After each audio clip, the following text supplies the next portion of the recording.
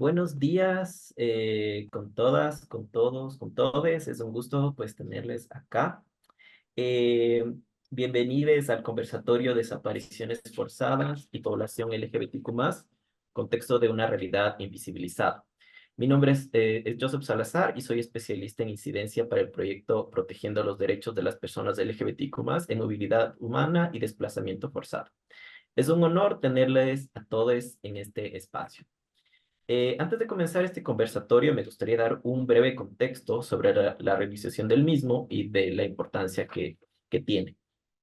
El 30 de agosto se conmemora el Día Internacional de las Víctimas de Desapariciones Forzadas, una fecha instituida por la Asamblea General de las Naciones Unidas en 2010 con el propósito de reconocer la extrema gravedad de este crimen, considerado una flagrante violación de los derechos humanos. En las últimas décadas, sin embargo, este fenómeno ha cobrado relevancia en relación con el fortalecimiento del crimen organizado en la región, el narcotráfico, la trata y tráfico de personas, las diversas olas migratorias y las crisis económicas de seguridad que afectan a América Latina y al Caribe. Según la ONU, de los 10 países que esta entidad clasifica con mayores desapariciones forzadas desde 1980, 7 están en América Latina. No obstante, hasta nuestros días no se discute acerca de la relación entre desapariciones forzadas, género y población LGBTIQ+. Debemos preguntarnos entonces, ¿qué sucede con las desapariciones de miles de mujeres y población de la diversidad sexogenérica? ¿Qué están haciendo los estados para enfrentar esta situación y qué están omitiendo? Para profundizar sobre las desapariciones forzadas y la población LGBTIQ+, tenemos a 5 panelistas expertas en este tema. Tenemos a Carol Noroña, periodista independiente de Ecuador; Gloria Cariaga, coordinadora de Fundación Arcoíris de México; Cayetana Salao, representante de Taller Comunicación Mujer de Ecuador; Mariana de la Cruz, psicóloga en Casa Frida, Refugio LGBTQ+ de México; Valentina Parra, coordinadora del área de paz y justicia transicional de Colombia Diversa en Colombia, ¿no? Antes de quisiera hacer algunas aclaraciones. Tendremos un espacio de las presentaciones y al final tendremos un momento para poder realizar preguntas a través de nuestro chat, ¿no? Quisiera también dar paso en este momento a Danilo Manzano, quien es director de la Fundación Diálogo Diverso, quien también nos va a dar algunas palabras. Muchas gracias, Danilo, y adelante.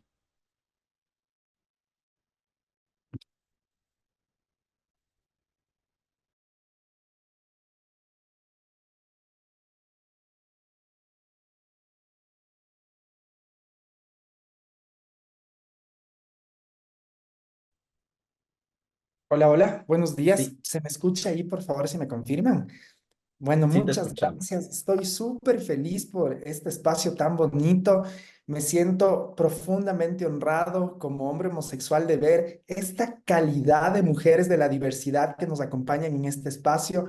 Muchísimas gracias, amigas y compañeras, por haber aceptado esta invitación a hablar de un tema tan importante, tan poco tratado desde espacios de toma de decisiones y que lastimosamente esta realidad que genera violencia, que genera mucho dolor y que existe en nuestra región latinoamericana y que de alguna u otra manera desde la sociedad civil no podemos dejarla a un lado y que hay que visibilizarla. Es un gusto compartir con Carol Noroña, una gran periodista independiente ecuatoriana. Querida Carol, muchísimas gracias por haber aceptado este espacio. Me lleno de profundo orgullo de que Gloria Cariaga, con toda su trascendencia, nos acompañe. Querida Gloria, gracias por estar aquí y al mismo tiempo también aprovecho para felicitar este nuevo reconocimiento y este nuevo trabajo que ahora estará al frente de el trabajo sexual en la región. Así que qué gran oportunidad y sobre todo que una mujer con tus conocimientos, con tu inmensa responsabilidad y profesionalismo tenga la oportunidad de ejercer una representación tan importante en este espacio. Desde Ecuador te enviamos un abrazo inmenso y siempre todo nuestro reconocimiento a la lucha en nuestro hermano país de México. Por otro lado, a mi querida amiga también, a Cayetana Salao del Taller de Comunicación Mujer. Mi querida Calle, muchísimas gracias por haber aceptado esta invitación. Nos sentimos muy honrados de que podamos contar contigo en este espacio. Nuevamente desde México y desde nuestra hermana organización Casa Frida, a Mariana de la Cruz, muchas gracias por aceptar esta oportunidad. Y por supuesto también desde Colombia Diversa, nuestra querida amiga Valentina Parra, que se suma. Mis queridas amigas, yo solamente quería pasar brevemente para agradecerles a nombre de Diálogo Diverso por haber aceptado esta invitación, topar este tema tan importante que implica los contextos y sobre todo esta invisibilización acerca de lo que implican las desapariciones forzadas, pero desde esta arista importante de la diversidad sexogenérica. ¿Qué mejor que junto a ustedes, sus conocimientos, sus experiencias, poder profundizar, hacer los llamados de atención que sean importantes y que de alguna manera esto nos permita seguir haciendo eco de esfuerzos desde sociedad civil y, por qué no, identificar acciones de incidencia que permitan el posicionamiento de este gran tema que, como ya lo mencionábamos, genera dolor en la población, en las vidas, en las familias y, por supuesto, en la ciudadanía. Desde Diálogo Diverso, desde Colombia Diversa, queremos agradecer al IDRC de Canadá por permitirnos hacer realidad este espacio y también a las organizaciones que forman la Red Regional por la Movilidad Humana LGBTIQ+, en Latinoamérica y el Caribe. Sin más, un fuerte abrazo, muchas gracias. Desde Quito les enviamos nuestro cariño, nuestra admiración. Estamos seguros que vamos a tener un excelente panel. Un fuerte abrazo, mis amigas. Cuídense mucho y muchas gracias. Muchísimas gracias, Danilo, por tus palabras. Es un gusto también tenerte en este espacio. Eh, entonces, vamos a comenzar este conversatorio y quisiera dar paso a Carol Noroña, ¿no? Voy a presentar a Carol. Carol es periodista y cronista ecuatoriana, exiliada desde marzo de 2023 por amenazas de muerte. Cuenta historias sobre los derechos de las mujeres, los afectos de las redes de delincuencia organizada en Ecuador, el sistema carcelario y la lucha de las familias que buscan a sus desaparecidos en el país. Ha escrito en medios tradicionales e independientes, nacionales e internacionales. Tiene el segundo lugar del Premio Periodistas por tus Derechos 2021 de la Unión Europea en Ecuador y recibió una mención de honor de los premios Eugenio Espejo por su crónica Los hijos invisibles de la coca, coautora de libros como Periferias, Crónicas del Ecuador Invisible y Muros, Voces Anticarcelarias del Ecuador. También es autora del libro Ausencias, Nombrar al Ecuador Profundo. Muchas gracias y adelante, Carol, te escuchamos. Bueno, buenos días. Para mí también es un honor enorme poder compartir este panel, sobre todo conformado por mujeres y sobre todo porque estamos convocadas a hablar de esto que es tan doloroso también y que estamos además países, Ecuador, México y Colombia, que sabemos que naciones hermanas, justamente como Ecuador y Colombia se han enfrentado, como México y Colombia se han enfrentado a estos contextos de violencia y pues tristemente Ecuador también está viviendo un contexto de militarización y de esta estrategia que todos conocemos, todas y todos conocemos como esta estrategia de la guerra contra las drogas. Y me han pedido que contextualice un poco la situación de Ecuador referente a las desapariciones y qué es lo que ha pasado también referente a los efectos que tienen las desapariciones, este incremento del crimen organizado en el país. Y tristemente los elementos y las cifras nos dicen mucho respecto a esto. Desde 2019, nosotros teníamos en promedio, digamos, de acuerdo con cifras oficiales, que además sabemos que hay un problema con las cifras oficiales en Ecuador, al igual que en otros países, porque el sistema de justicia tiene sus registros, ¿no? Estamos hablando además de contextos donde las familias pueden denunciar las investigaciones y donde la Fiscalía ecuatoriana, en este caso, continúa con las investigaciones, pero hay tristemente otras desapariciones que no se denuncian y en su gran mayoría en el país son las mujeres quienes, digamos, son más desaparecidas en el contexto ecuatoriano. Entonces, tristemente, desde el 2019 tenemos un incremento del 500% en cuanto a desapariciones. En el Ecuador existen desapariciones involuntarias y desapariciones forzadas, pero esto a partir también de una ley que surge justamente con el trabajo sostenido de organizaciones sociales y que eso de alguna manera ha impactado en que haya cifras sobre eso, porque siempre hubo un subregistro muy marcado.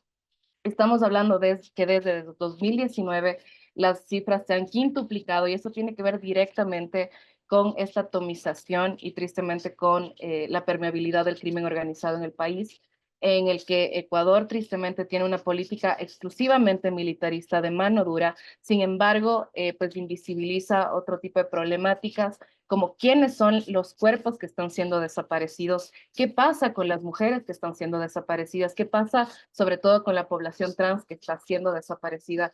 en este contexto. Y si bien no hay cifras oficiales, que ese es, por ejemplo, un gran vacío en el contexto de la política y que además habla mucho de cómo ve el Estado ecuatoriano a una política enfocada a la población LGBTIQ+. Recordemos que además en Ecuador el censo de la población LGBTIQ+, se desarrolló en el 2022, es decir, de una forma muy, muy tardía. Entonces, como yo les decía, el no tener cifras, el tener subregistro también, pues habla mucho de cómo ve el Estado y cuánto le preocupa al Estado las vidas de la población LGBTIQ+, son una deuda histórica que justamente es la reparación a la histórica y sistemática vulneración a las vidas de las mujeres trans. Y yo me quería detener en esto también. Como yo les decía, el crecimiento de la violencia en el Ecuador no es nuevo, ha sido un proceso que se ha gestado durante varias décadas. Sin embargo, durante estos últimos años ha explotado tanto así que en este momento Ecuador es el país con la tasa de homicidios más alta de América Latina. Somos actualmente el país más violento de América Latina.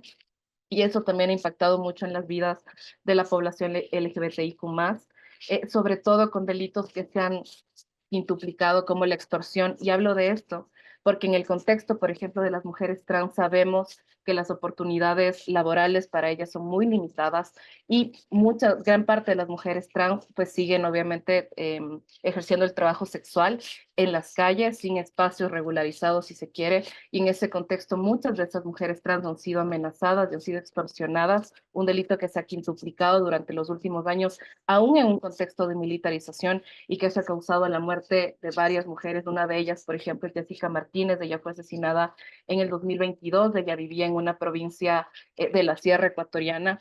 Y esta mujer que era una lideresa trans que acompañaba también a sus compañeras trabajadoras sexuales también, se negó a pagar esto que llamamos en Ecuador vacunas, que básicamente son estos pagos extorsivos que si bien ha existido desde hace varias décadas, en un contexto de crimen organizado las prácticas son mucho más violentas.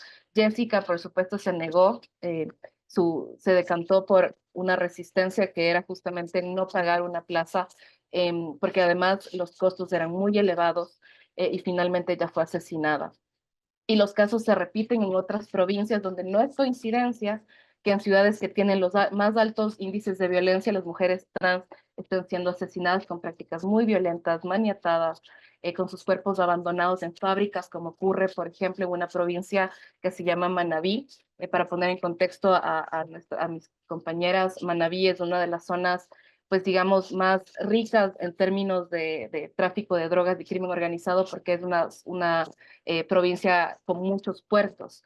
Entonces, ahí las dinámicas de violencia han explotado mucho. Entonces, lo que yo quería hacer es como hacer transversal este enfoque, porque justamente el que el crimen organizado esté tan asentado, sobre todo en este contexto en Ecuador, tiene que ver directamente también con lo que ocurre. Y como yo les decía, no existe una política de seguridad macro a nivel país. Estamos con un gobierno que ha optado justamente por la militarización, por no solo de la seguridad, sino también de la sociedad, donde se apunta mucho a la mano dura y sin embargo no se visibilizan las vulneraciones a los derechos humanos. Y como yo también les decía, casos como el de Jessica no son aislados. El año pasado, por ejemplo, una chica trans que llamaba Kaylin Soriano también fue desaparecida en Manabí. Sus compañeras denunciaron la desaparición, pero finalmente días después ella fue encontrada muerta.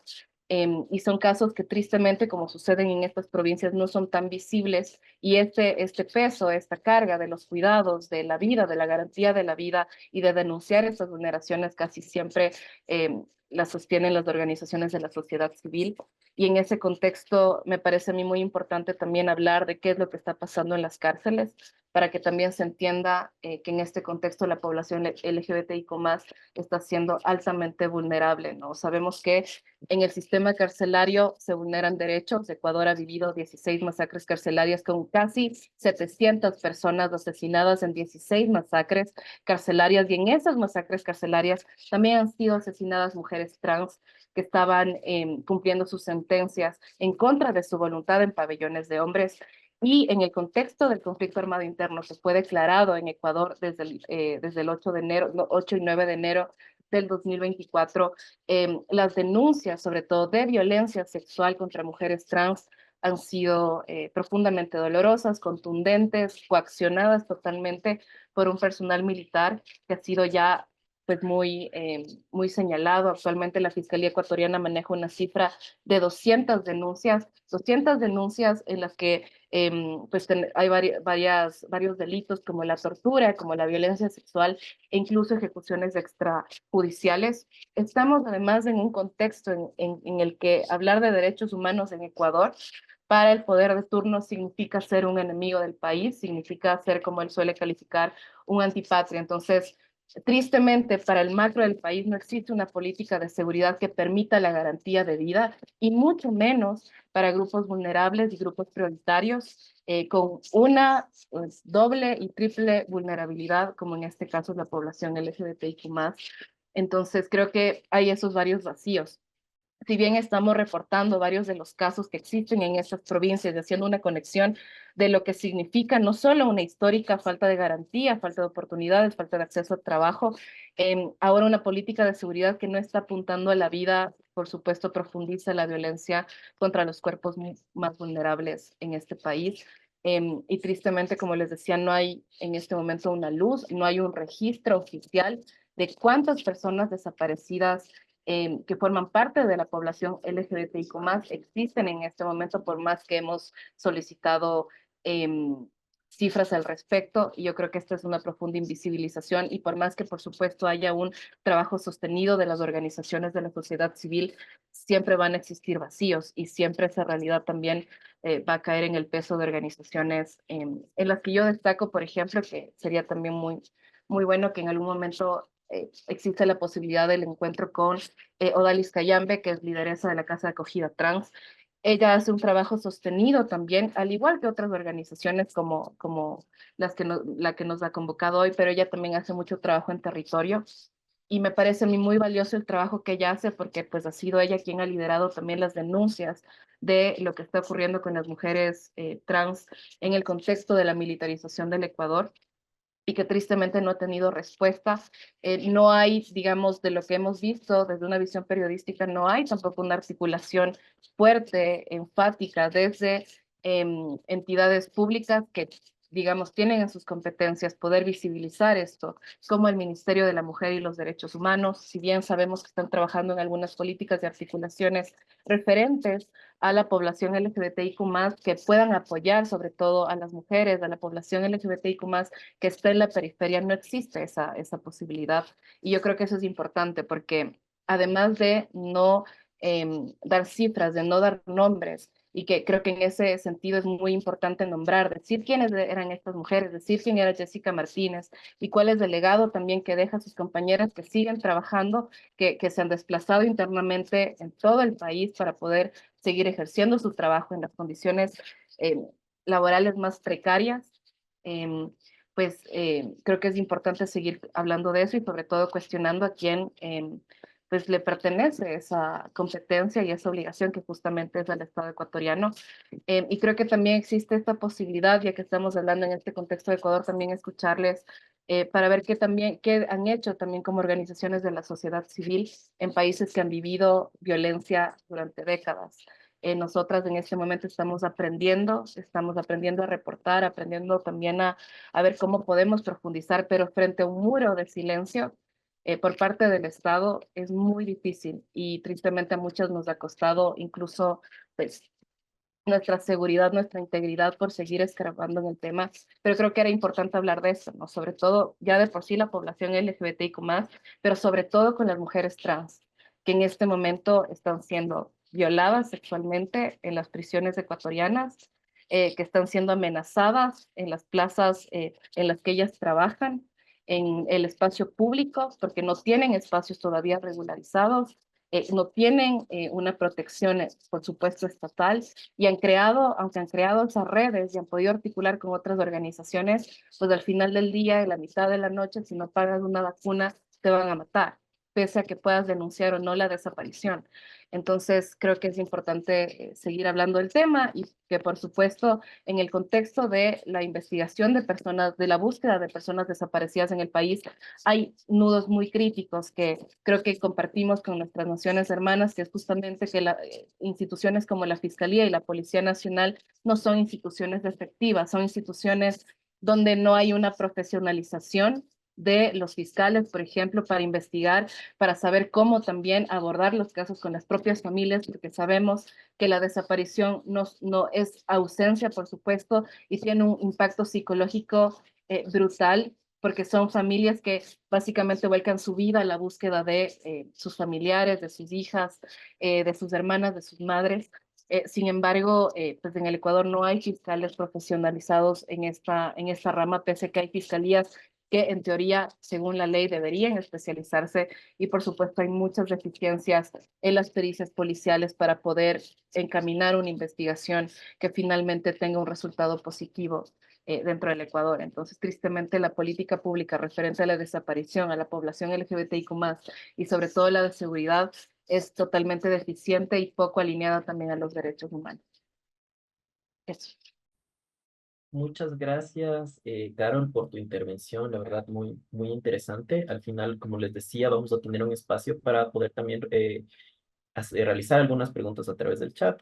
Y también le recuerdo a las panelistas que tenemos de 10 a 15 minutos para poder hacer nuestras intervenciones y cualquier cosa yo también estaré pendiente de que se cumplan los tiempos para que podamos hablar todos. Muchas gracias nuevamente, Carol, y quisiera ahora sí dar paso también a Gloria. Gloria es maestra en psicología social por la UNAM, es cofundadora del programa universitario de estudios de género de la UNAM, donde fue secretaria académica y coordinó el área de estudios en sexualidades.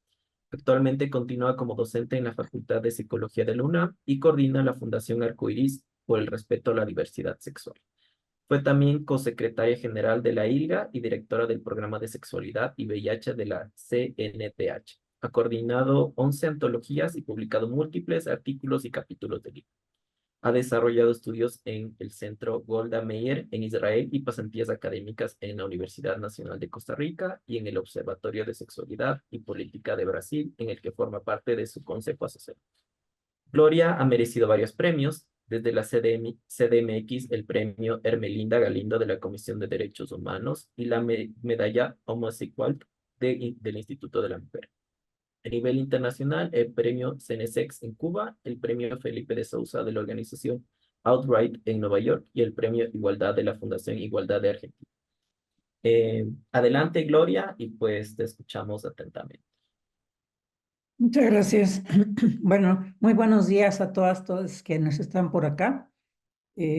Muchas gracias por la invitación y felicito realmente la iniciativa de reunirnos para discutir sobre esta temática, esta condición de desaparición que enfrentamos las personas LGBT en la región, que realmente pues es algo que podríamos decir que es un tema emergente que no habíamos considerado las organizaciones y que esto pues nos ha desafiado de manera muy importante el trabajo que cotidianamente venimos realizando. Yo lo que miro es que realmente en la región cada vez más hay observatorios de crímenes, pero principalmente enfocados en asesinatos hacia personas LGBT, pero que la dimensión de desaparición pues todavía aparece ausente, ¿no? Y que me parece que con lo que estaba comentando precisamente Carol ahorita, pues nos obliga a repensar precisamente las dimensiones que estamos tomando en cuenta para destacar esta situación que nos está afectando. Y yo creo que la consideración de las desapariciones de las personas LGBT en América Latina, pues enfrenta un primer problema que tiene que ver con el concepto mismo de desaparición forzada. Como sabemos, pues la Convención Internacional para la Protección de todas las personas contra las desapariciones forzadas establece claramente que como desaparición forzada, el arresto, la detención, el secuestro, cualquier otra forma de privación de la libertad que sean obra de agentes del Estado o por personas o grupos de personas que actúen con la autorización y apoyo o con la omisión, vamos a decir, del Estado, seguida de la negativa a reconocer dicha privación de libertad o del ocultamiento de la muerte, de la suerte o el paradero de las personas desaparecidas, incluso sustrayéndolas de la protección que merecen, ¿no? Desde la protección legal que merecen. Entonces, esta definición de la desaparición forzada no toma en cuenta realmente el contexto que estamos viviendo. Como decía Carol ahorita, realmente la violencia que estamos enfrentando pues está cruzada por distintas dimensiones en donde la desaparición ocupa un lugar muy importante. Es decir, en los últimos tiempos hemos visto cómo en la región, en distintos países de la región, las cifras de desaparición han sido crecientes permanentemente. Y esto da cuenta pues de una problemática que estamos enfrentando que no está teniendo el análisis crítico que requiere. Es decir, sí, efectivamente tenemos una persecución política, algunas personas enfrentan la persecución política desde el Estado, desde las instituciones de gobierno, pero me parece que lo que estamos enfrentando hoy día con respecto al crimen organizado, pues es una dimensión que cobra gran relevancia en nuestra región en estos momentos. Para México, la consideración de la desaparición y de los asesinatos por el crimen organizado hacia las personas LGBT resulta fundamental. Porque además, estos hechos del crimen organizado generan una cultura de impunidad muy importante y que eso necesariamente comprende o va a reforzar, vamos a decir, un clima de violencia social que es creciente también en la región. O sea, esta consideración de la impunidad nos permite ver cómo favorece un clima de violencia que no que no estamos realmente contemplando, que no estamos analizando, ¿no? Nosotros lo que vemos es que realmente los registros que tenemos de crímenes y de desapariciones de personas LGBT, con muy raras excepciones, tienen acceso a la justicia. La mayoría realmente se mantiene en la impunidad, pero también quiero enfatizar que esto es una condición que sucede también con el resto de la población. No es en ese sentido, la falta de acceso a la justicia no es una problemática que enfrentamos solamente nosotros.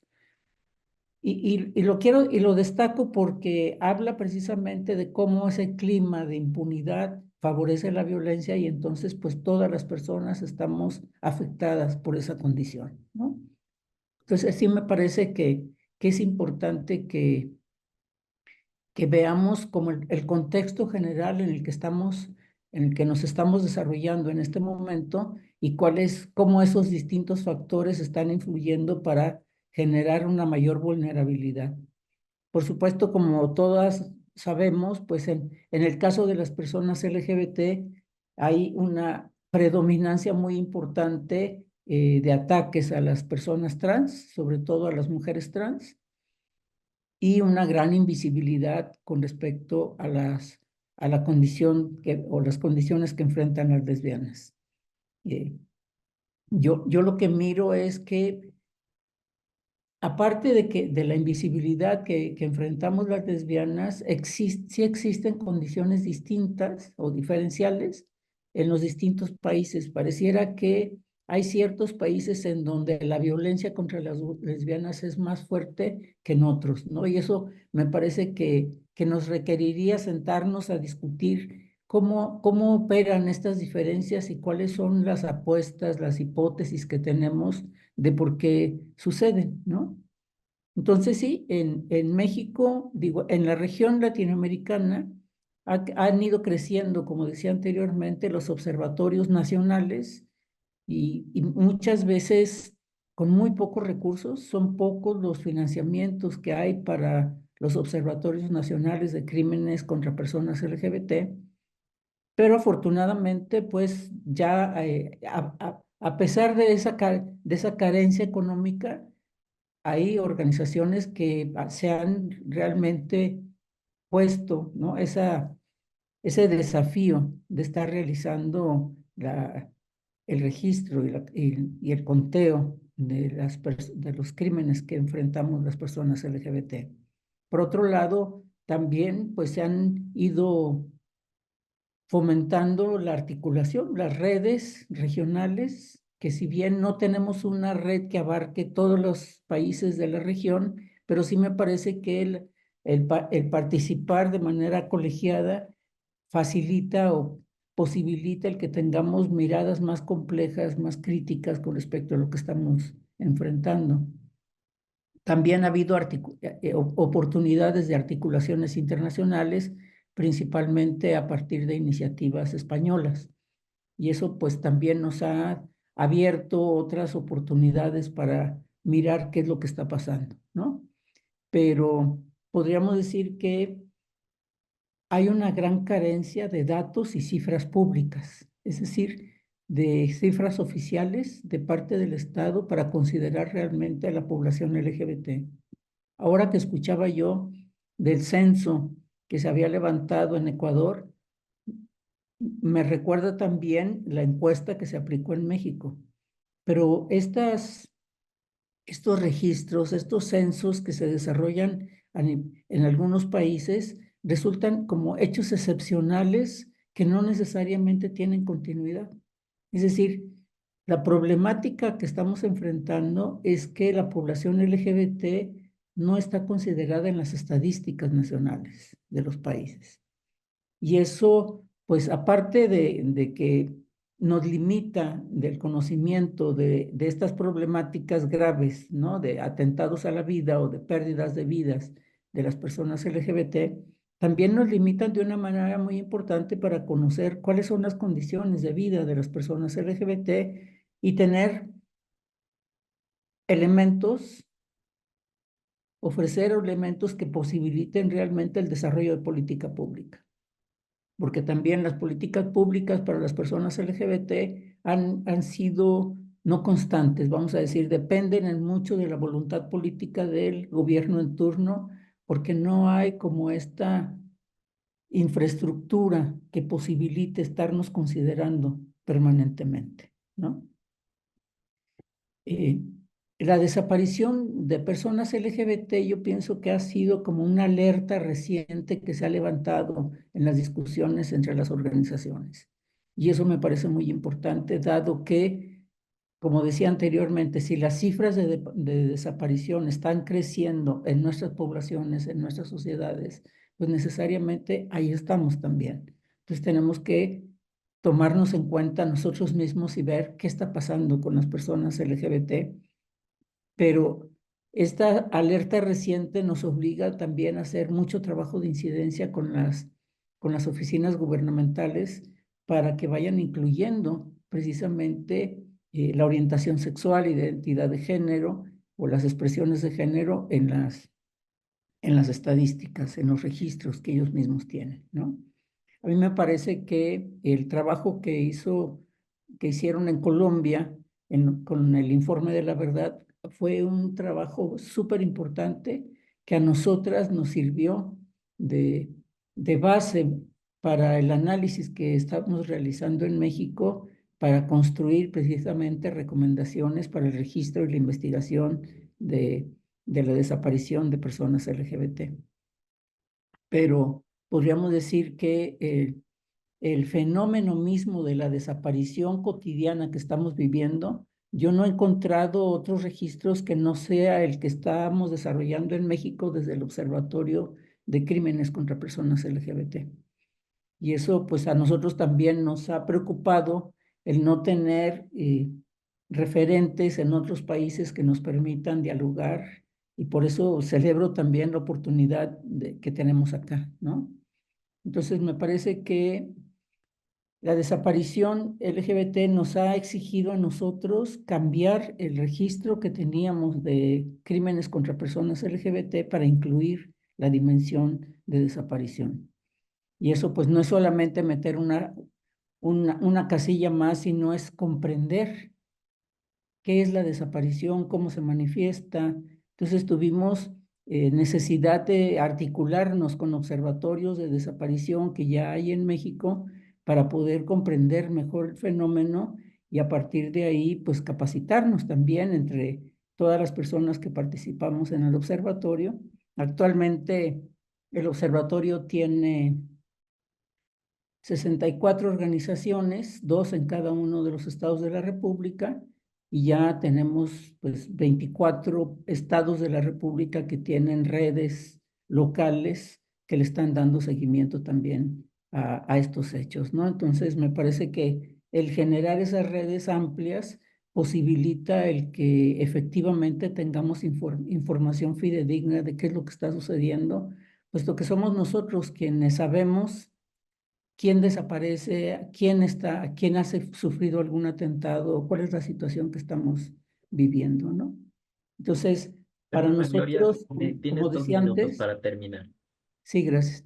Para nosotros, como decía antes, fue muy importante pues conocer la experiencia de Colombia para profundizar en los datos que nosotros estábamos dando y desde ahí desarrollar una propia perspectiva, lo que nosotros llamamos la perspectiva LGBT, que tiene que ver con el enfoque de género para personas LGBT que desarrollaron en Colombia y que eso pues ofrece una metodología para precisar condiciones que hay que tomar en cuenta a la hora de la documentación, ¿no?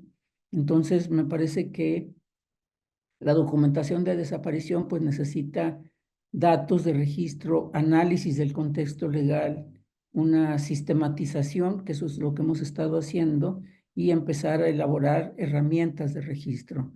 Actualmente tenemos 2 guías para el registro, una guía que es amplia, que comprende los marcos legales nacionales e internacionales en los que nos podemos apoyar para hacer la incidencia, pero también tenemos una guía corta que es como el paso a paso de cómo realizar el registro. Yo voy a poner en el chat el vínculo para estas guías para quien las quiera conocer y que podamos discutirlo probablemente en otros espacios. También hemos hecho incidencia local, afortunadamente ya la Comisión Nacional de Búsqueda de Personas Desaparecidas logramos que incluyera la dimensión LGBT, si bien no lo tiene diferenciado por las distintas letras o identidades, por lo menos ya está el registro de las desapariciones de personas LGBT. El problema que tiene es que como como es un registro nacional, es alimentado de las fiscalías estatales, entonces tenemos que hacer el trabajo con cada uno de los estados para que ellos también estén registrando e informando. Igual estamos haciendo incidencia internacional, tanto con la evaluación de México con respecto a los derechos humanos, como en un vínculo estrecho con los relatores en relación con estos hechos, ¿no? Entonces me parece que el trabajo que tenemos enfrente es complejo, requiere de distintos análisis, pero me parece que va a ser muy importante que empecemos actuar de manera más colegiada, más articulada, que podamos espejearnos y mirar qué es lo que está pasando en cada uno de los otros países. Muchas gracias. Muchas gracias, Gloria, por tu intervención. Ha sido bastante interesante también conocer este contexto más de carácter internacional, regional. Ahora quisiera darle paso a Valentina Parra. Valentina es abogada feminista con un minor en psicología social de la Universidad de los Andes.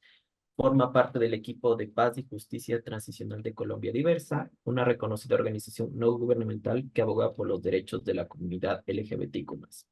En ese rol, Valentina acompaña procesos de búsqueda de justicia para mujeres y víctimas LGBTQ+, de violencia sexual y de género. Esto ha involucrado la incidencia, la construcción de argumentos técnicos jurídicos y el litigio estratégico para casos de persecución de género ante la Jurisdicción Especial para la Paz en Colombia. Su trabajo se ha centrado en la construcción de enfoques innovadores para aplicar el derecho internacional a contextos de justicia transicional con perspectiva de género. Actualmente es estudiante de la Universidad Atlántida, Argentina, cursando un diplomado en Derechos Humanos y Crímenes de lesa Humanidad. Adelante, Valentina, y muchas gracias, te escuchamos. Gracias, Joseph. Bueno, es un gusto estar aquí con ustedes. Creo que han sido muy interesantes las dos intervenciones anteriores. Es una fortuna para mí conocerlas y sobre todo, como decía Gloria, comenzar a ampliar esta conversación sobre la desaparición, porque creo que estamos todas las organizaciones comenzando a hacer esfuerzos y comenzando a exigirle al Estado la búsqueda de las personas LGBTIQ+, pero nos falta un camino muy largo por delante y ese camino lo vamos a poder recorrer si cada vez más miramos en lógica de región y vemos cómo podemos colaborar entre organizaciones, así que celebro muchísimo este espacio. Pues para contarles un poco del contexto en Colombia. En Colombia hemos pues, tenido un conflicto armado de más de 60 años, que realmente ha sido un conflicto muy complejo porque no ha involucrado no solo un actor armado, sino distintas guerrillas, grupos paramilitares y agentes del Estado. Y en ese sentido, cuando vamos a hablar de la desaparición forzada, en Colombia es muy difícil, digamos, identificar como qué actor armado puede serlo, porque, digamos, el primer elemento es alrededor de 194.000, digamos, no sé, al día de hoy en cuánto está ya la cifra, de personas identificadas como víctimas de desaparición forzada en el Registro Único de Víctimas en Colombia, en el marco del conflicto armado. Es una cifra gigante.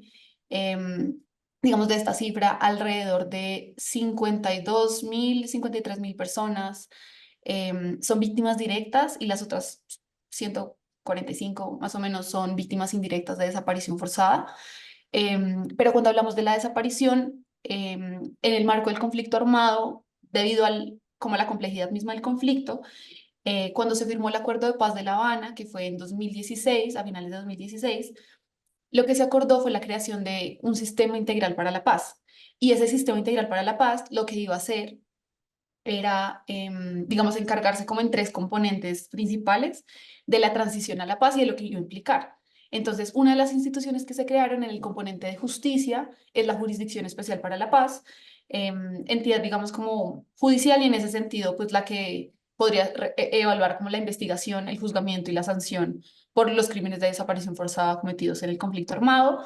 Por el otro lado está la Comisión de la Verdad, que como decía Gloria, pues hizo un trabajo importantísimo. En 2022 publicó su informe final y tiene distintos volúmenes, pero sobre todo les recomiendo, hay un capítulo específico que se llama La verdad es arcoíris, y el capítulo de La verdad es arcoíris incluye las vulneraciones de derechos humanos contra personas LGBTIQ+ en el marco del conflicto armado. Yo creo que es un capítulo muy valioso porque es como la primera narrativa, bueno, seguida de algunos informes de memoria histórica que habían sido un poco más de menor envergadura. Este informe reconoce que hubo persecución contra las personas LGBTIQ+ en el marco del conflicto armado. Por supuesto, no es de un lugar judicial o jurídico, porque es la Comisión de la Verdad, pero sí es un avance en las narrativas sobre que esto sí ocurrió y que tenemos que hacer algo distinto para que no ocurra. Y finalmente está la unidad de búsqueda de personas dadas por desaparecidas, que es como sobre todo de quien espero como compartirles hoy, que es la institución que se creó con un carácter extrajudicial y humanitario para buscar a las personas de las que no se volvió a tener noticia en el marco del conflicto armado. Y digo las personas de las que no se volvió a tener noticia porque esta entidad utiliza una categoría más amplia que la de la desaparición forzada. Entonces, busca personas, digamos, como de reportes de desaparición forzada, pero también, por ejemplo, personas de las que no se volvió a tener noticia en el marco del reclutamiento forzado o personas, digamos, que posiblemente murieron como bajas dadas en combate entre distintos grupos armados, de las que no se tiene noticia, de las que también sabemos que hay personas LGBT, como a partir del trabajo que hemos realizado en Colombia Diversa. Entonces, de esta unidad, pues es la entidad que está encargada no de judicializar, incluye casos que no son solo de desaparición forzada, pero estas tres instituciones que les cuento, como en el marco del Acuerdo Final de Paz, digamos que el gran logro que logra, como desde la sociedad civil, fue la inclusión del enfoque de género y de medidas específicas para personas LGBTIQ+. Y esto lo que significa es que las tres instituciones están en la obligación de realizar medidas específicas o búsqueda específica de personas LGBTIQ+. ¿Qué es lo que pasa? Que de las 110.000 solicitudes de búsquedas que a hoy tiene la unidad de búsqueda, tan solo hay 22 de personas LGBTIQ+. Y yo creo que esta es una cifra completa, o sea, es como que muestra a gran escala lo que es el subregistro de las violencias contra las personas LGBTIQ+. Y desde Colombia Diversa hemos intentado avanzar en la documentación de estos casos, de por qué sí sabemos que esto ocurrió, porque hemos documentado otros repertorios, hemos documentado homicidios, amenazas, crímenes de violencia sexual, digamos como otros hechos, porque sí sabemos que también nos han reportado desaparición, no podemos traducirlo en solicitudes de búsqueda.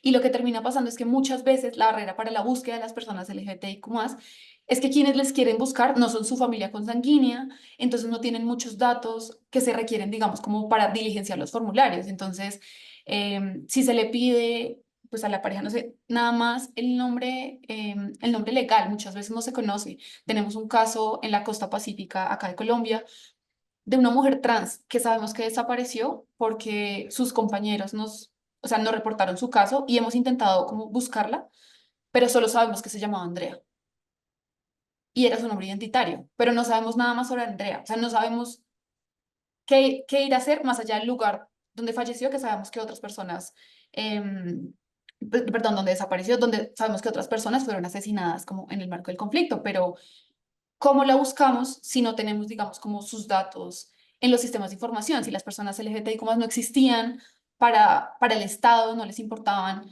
pues ¿de qué manera vamos a nosotras decir es que alguien estaba y dejó de estar? Si seguramente también vivían en unas condiciones de informalidad y de precarización socioeconómica que hacía que de ninguna manera como fuera rastrear.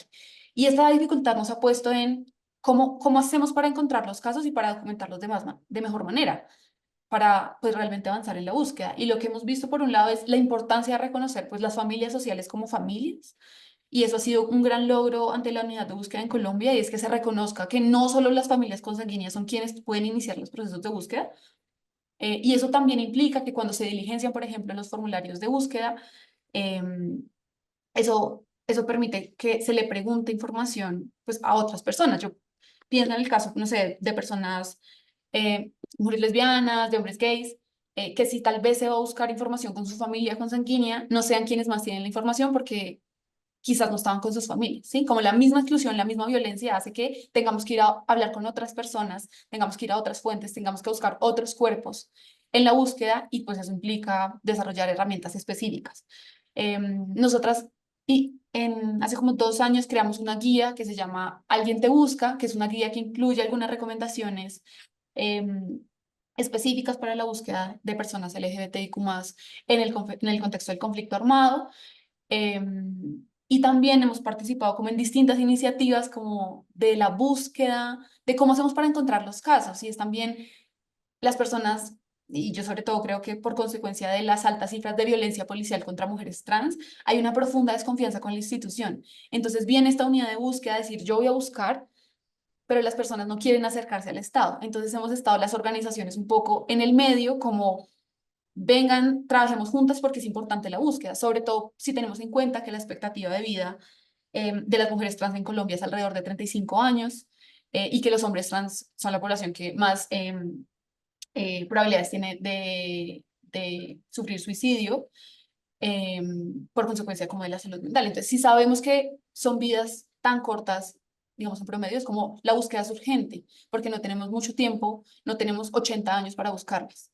Y en esa medida, pues quienes siguen teniendo como la memoria de quienes no están son muy importantes, aunque no hemos podido avanzar tanto en algunas solicitudes concretas de búsqueda, porque no tenemos información morfológica o forense sobre las personas. En estos casos lo que sí hemos tratado de hacer es avanzar en la construcción de memoria. Yo creo que la construcción de memoria es muy importante porque por lo menos nos ayuda a pensarnos en la no repetición, que yo creo que es sobre todo lo más importante, que nunca más tengan que vivir en la clandestinidad, que nunca, o sea, que la clandestinidad no sea la norma para sobrevivir. Y yo creo que en un proceso de justicia transicional, pues eso es crucial para todos como sociedad colombiana. Así que no sé cuánto tiempo me queda porque no lo comencé a medir. Eh, Em, ahorita tienes exactamente 6 minutos en realidad para Listo. poder, sí. Entonces quisiera, pues nosotras elaboramos, les voy a compartir al chat. eh, Allá lo. Es un cómic que es un poco como uno de los esfuerzos de memoria que hemos intentado hacer para demostrar las barreras de la desaparición. Porque nos ha pasado que el movimiento de la desaparición y la creación de instituciones tan robustas para la búsqueda de personas, al menos en Colombia, ha estado muy impulsado por las familias, pero son familias consanguíneas. Y entonces cuando vamos a participar de estos espacios en los que tradicionalmente se hace la incidencia para la búsqueda, la forma en la que normalmente se hacía, digamos, esa incidencia era llevando la foto de la persona, ¿no? Como en ya sea la marcha o algunos como escenarios de memoria. Y lo que nos pasaba era que nosotras queríamos ir y sabemos que nos falta, pero no tenemos fotos. Y entonces, ¿cómo podemos ir si no tenemos fotos, pero sabemos que esto pasó? Y entonces estábamos pensándonos de qué otra manera podemos hablar de esto y de las barreras que sabemos que existen, aunque no tenemos la manera de registrarlo como en los lenguajes del Estado. Y para eso hicimos como un intento en Te sigo buscando, les invito, no sé si lo puedan abrir ahí también. Es un cómic que está compuesto de 3 partes. Yo quisiera solo leer la primera para no tomarme mucho tiempo, pero me parece que es como muy diciente de lo que es la búsqueda y del proceso tan complejo que yo creo que es la búsqueda de las personas LGBT ha sido un proceso muy solitario, porque quienes buscan también tenían como muchas privaciones para poder ir como ante el Estado a acercarse. Yo creo que el rol también de las organizaciones es que cada vez más la búsqueda deje de ser un proceso meramente individual y tan solitario y se vuelva un proceso colectivo, porque es que esto nos importa a todos. Entonces, bueno, se llama Te sigo buscando. El cómic lo hizo El Chico Sin Cabello de Pan, que es un artista colombiano, y dice: aunque otros con sus miradas me apunten, yo estoy preparada. Si entras, tendré calientes las 2 tazas de tinto. Sé que el polvo espera la vibración de tus parlantes y las cortinas a que las separes. Sé que volverás para sentarte en la esquina de este silencio. Desde la cadera me enreda el miedo hasta la garganta. Y la imagen muestra un panfleto que es como uno de los mecanismos mediante los cuales llegan amenazas con frecuencia, que dice: tercera y última advertencia para las maricas, lesbianas y putas. Bueno, esa es la primera parte. Les invito a que puedan como revisar la parte 2 y la parte 3, porque realmente creo que son como muy potentes, y también les invito a que si les funciona a ustedes para como iniciar conversaciones sobre la desaparición, porque creo que funciona para la incidencia. A veces llegamos ante las instituciones y queremos hacer exigencias, pero nos dicen: es que solo hay 22 casos. Como, ¿por qué desde la financiación internacional? ¿Por qué invertiríamos en eso? Es como, no hay cifras. Y yo creo que el hecho de que no haya cifras es un indicador de que esa violencia por prejuicio excluyente fue demasiado efectiva. Porque si el propósito era eliminar de la sociedad o hacer que tuviera que ocultarse y no tenemos la información, es porque funcionó la violencia. Entonces, al contrario de esto no ocurrió, como que la falta de datos debería cada vez más ser leída como un indicador de alerta de cómo es posible que 100.000 solicitudes de búsqueda haya solo 22 de personas LGBT. ¿Cuántas de esas solicitudes seguramente son de personas LGBT que sintieron vergüenza al momento del registro de decir que estaban buscando una persona LGBT, porque la respuesta del Estado podía ser otra? En este momento la unidad de búsqueda, también como en ese proceso de incidencia, está volviendo a revisar algunas de esas solicitudes para ver si con algunos indicadores que hemos encontrado en la práctica pueden identificarse como personas LGBT algunas de esas solicitudes que ya están presentadas en la unidad. Si de esas 110.000, más de 22 son personas LGBT. Pues bueno, yo quería compartirles un poco cómo lo que ha sido esta experiencia. Yo creo que el proceso de justicia transicional colombiano es un proceso muy complejo, pero también es un proceso que nos llena como, yo creo que de esperanza, porque cada vez más estamos viendo de qué manera hacerlo distinto, y yo creo que sobre todo el gran cambio ha sido la respuesta de la institucionalidad. Antes del acuerdo de paz, esto era impensable, pero desde el acuerdo de paz de 2016, cada vez más las instituciones nos buscan como: ¿qué hacemos? Es que no sé cómo hacerlo, es que no sé cómo preguntar, es que no sé cómo buscar. Y por supuesto que tienen su deber como Estado, pero también es ver transformada ese interés legítimo en la búsqueda de las personas LGBTIQ+, que yo creo que sobre todo una transformación cultural, que es la que necesitamos para que esto no vuelva a ocurrir.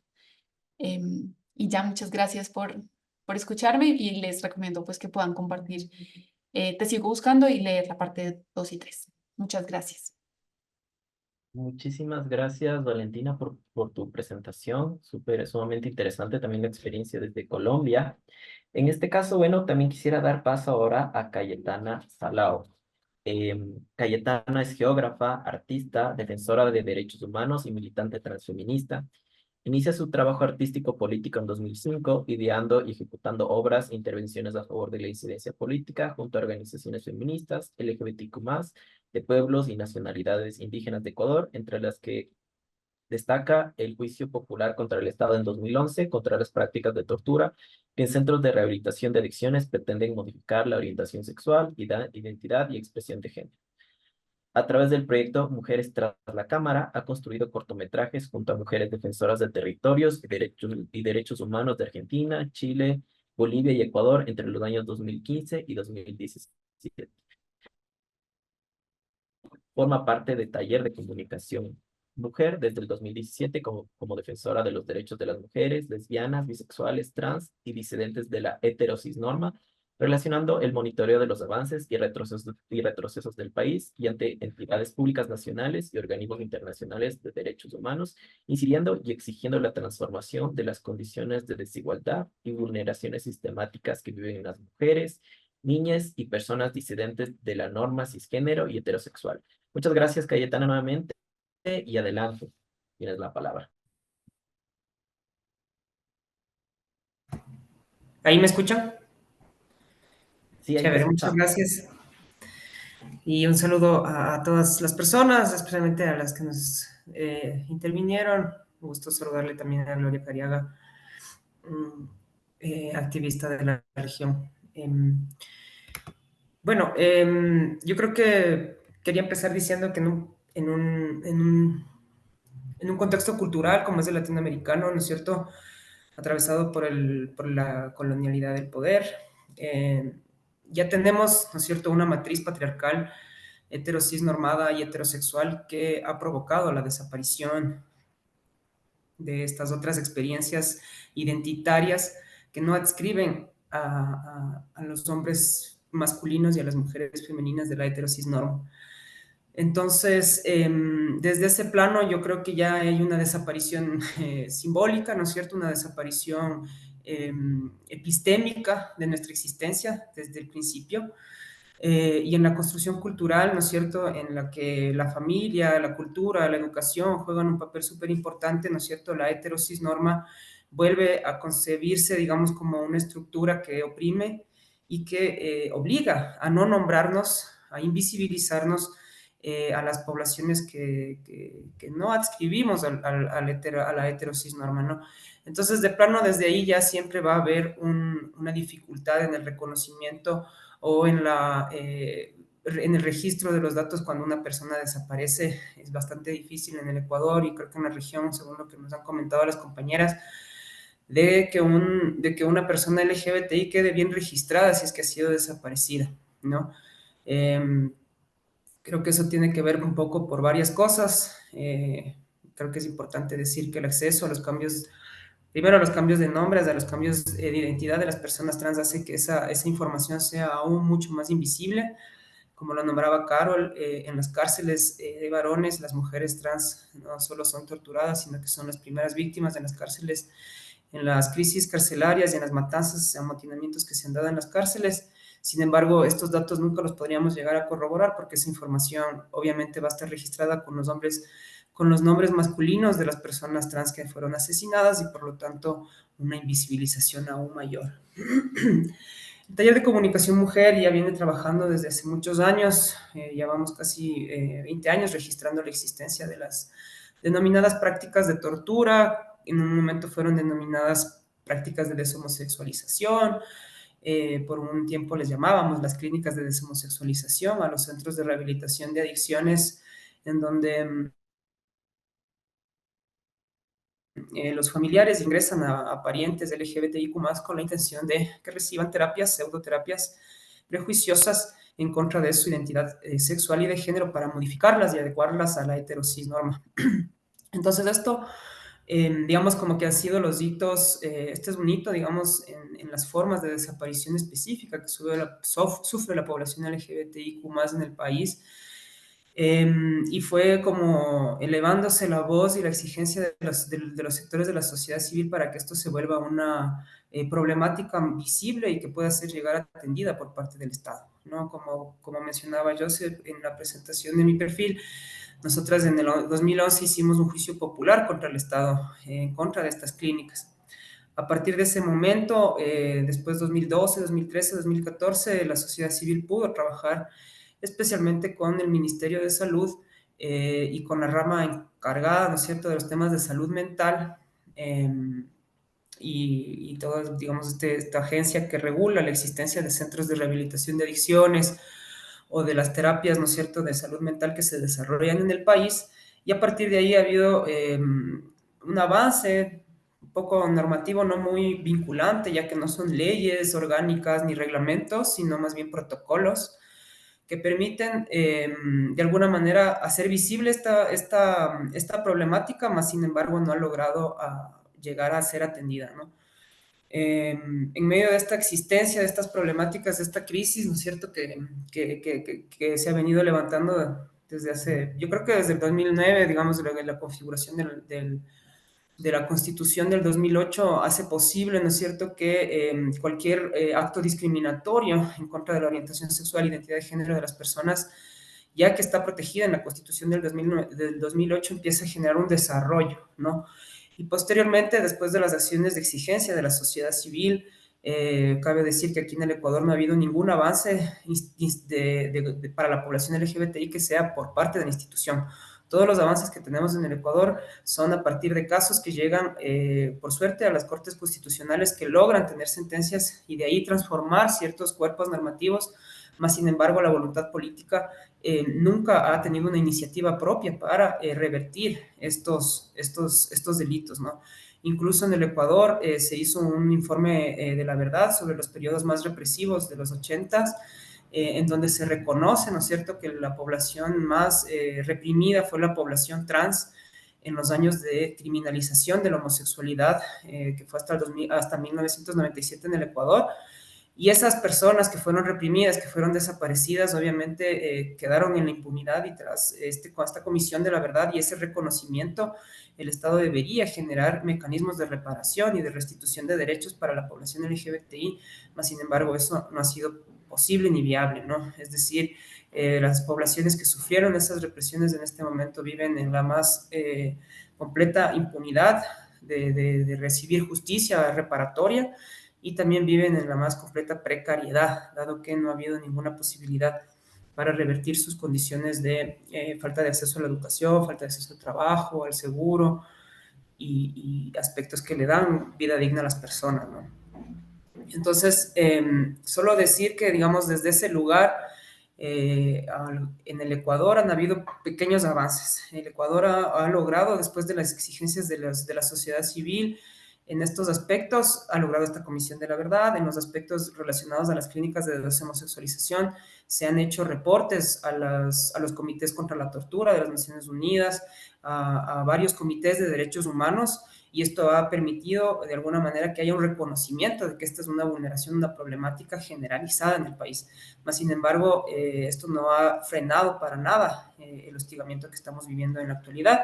Es decir, esto ha permitido incluso que se modifiquen las prácticas de tortura en estos centros de rehabilitación, en donde ya hemos detectado que ahora se realizan a través de consultas privadas de pseudo salud mental, en donde se encierran a las personas ya en domicilios privados y ya no en estos centros de rehabilitación de adicciones, ¿no? Hasta el momento, lo único que tenemos como avances, en el 2014 el Código Orgánico Integral Penal reconoce la tortura, a la intención de modificar la orientación sexual e identidad de género de las personas, las reconoce como una tortura. Mas, sin embargo, hasta el momento no hay ningún caso que se haya levantado por tortura. Y es también importante decir que para configurar tortura tiene que haber un montón de pasos que ni siquiera en los temas, digamos, de personas que no son LGBTI, que no pueden, digamos, llegar a configurar todas las pruebas para que se conciba un caso como tortura, ¿no? Peor aún en los casos LGBTI, cuando nosotros les hacíamos entrevistas al CONCEP, en ese momento que era el consejo que regulaba estos centros, ellos denominaban que estas prácticas eran necesarias para la sociedad civil, es decir, no las consideraban una vulneración de derechos. Después del 2014 ese lenguaje ha cambiado, pero las prácticas de impunidad y de ocultamiento de estos centros, de estas prácticas, siguen siendo las mismas, ¿no? Incluso mucho más tapiñadas en este momento. Y creo que es importante hacerle eco un poco a lo que mencionó Carol al inicio, que creo que tiene que ver con las nuevas medidas tomadas por el Estado tras la declaratoria de conflicto armado interno y de todos los estados de excepción. Lo que está generando en el país ha sido una política de criminalización en donde la población LGBTIQ+, especialmente las mujeres trans, trabajadoras sexuales, de las periferias, de las zonas de frontera norte, de zonas de extractivas, en donde hay puertos, en donde hay, digamos, movimiento comercial importante, se han vuelto lugares de completa impunidad cuando hay vulneraciones de derechos, ¿no? Especialmente los operativos de militares y oficiales de policía o de otras autoridades represivas del Estado ya criminalizan directamente la existencia de la población trans, sembrándole crímenes que no le corresponden solo para poder encerrarle, ¿no? Y todo esto, digamos, robustecido por los prejuicios en contra de nuestras identidades diversas. Y otra cosa que me parece importante de mencionar es que, claro, en el Ecuador no ha habido tampoco ninguna regulación sobre el trabajo sexual, dado que la precariedad es generalizada para muchas de las poblaciones trans. Esta es una alternativa bastante utilizada por las mujeres trans, pero es un espacio de un riesgo mucho, mucho mayor que están sufriendo las otras poblaciones LGBTI, porque no hay un reconocimiento del Estado del trabajo sexual. Los operativos de regulación de los espacios en estos lugares digamos, se hacen con ejercicios prejuiciosos en contra de estas personas. Y lo que está pasando en el Ecuador es que cuando queremos visibilizar esto como un atentado a estas identidades, incluso la defensa de esos derechos se ven totalmente amenazados, ¿no es cierto?, por una política pública que es absolutamente cisgénero, que es absolutamente heterosexual, desde un proyecto blanco burgués, ¿no es cierto?, en donde todas nuestras existencias, nuestras violencias interseccionales no son tomadas en cuenta, ¿no?